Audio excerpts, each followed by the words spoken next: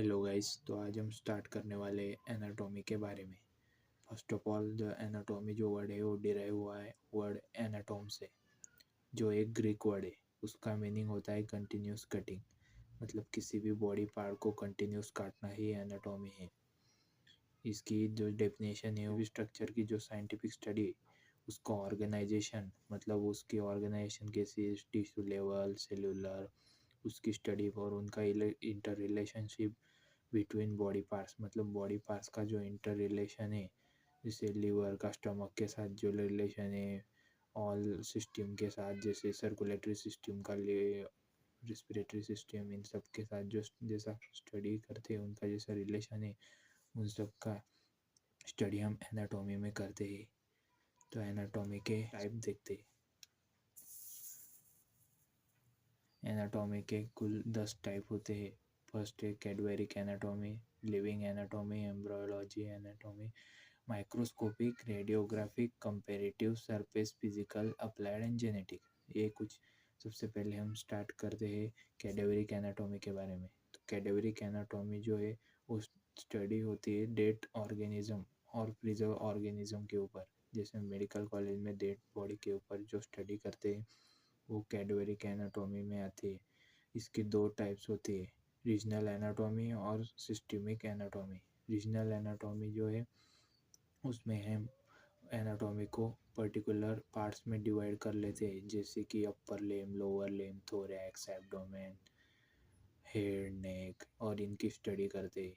और systemic anatomy में हम बॉडी सिस्टम, मतलब पूरी बॉडी को हम सिस्टम में डिवाइड करके उनकी स्टडी करते हैं। जैसे रेस्पिरेटरी सिस्टम, उसमें हम लंग्स की स्टडी करते हैं, लंग से रिलेटेड ऑर्गन वगैरह उनकी स्टडी करते हैं।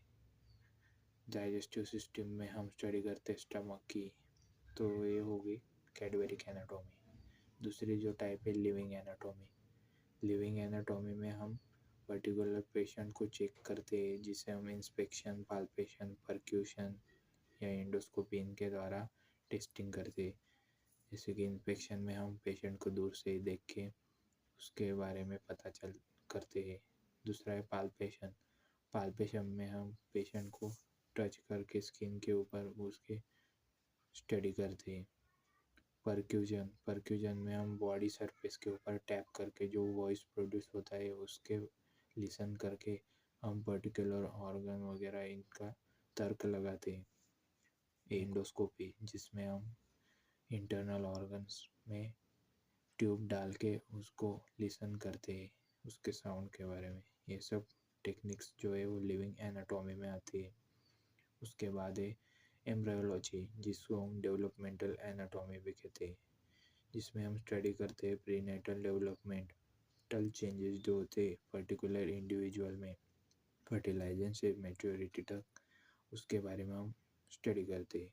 उसके बाद आती है माइक्रोस्कोपिक एनाटॉमी। माइक्रोस्कोपिक एनाटॉमी में हम माइक्रोस्कोप की मदद से स्टडी करते हैं बॉडी पार्ट्स को। उसके बाद सरफेस एनाटॉमी। सरफेस एनाटॉमी में हम स्टडी करते हैं deeper parts of body relation to skin, मतलब स्किन के रिलेशनशिप में जो डीपर पार्ट्स है उसकी हम स्टडी करते हैं।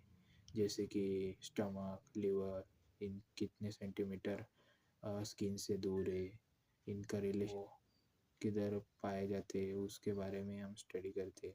इसका जो सरफेस एनाटॉमी है इसका क्लिनिकल इम्पोर्टेंस बहुत है। जैसे कि हम सर्जरी वगैरह में और किसी ऑर्गन को डिटेक्ट करना है तो हम सरफेस एनाटॉमी की मदद से डिटेक्ट कर सकते हैं। Physical anatomy. फिजिकल एनाटॉमी में हम स्टडी करते हैं external feature, measurement of different races, मतलब अलग अलग प्रजातियों के बारे में हम स्टडी करते हैं और उसका रिलेशन हम बॉडी से करते हैं। Applied anatomy. अप्लाइड एनाटॉमी में हम एनाटॉमी में नॉलेज गेन करते हैं, उसको हम अप्लाई करते हैं मेडिकल फील्ड में, जैसे सर्जरी प्रैक्टिस करने में। तो ये सब टेक्निक्स जो है अप्लाई एनाटॉमी में आती है। उसके बाद जो मेन ब्रांच है जेनेटिक्स है। जेनेटिक्स में हम स्टडी करते हैं इंफॉर्मेशन, क्रोमोसोम बेस्ड स्टडी हम जेनेटिक्स में करते हैं। तो ये हो गया हमारे एनाटॉमी के इंट्रोडक्शन।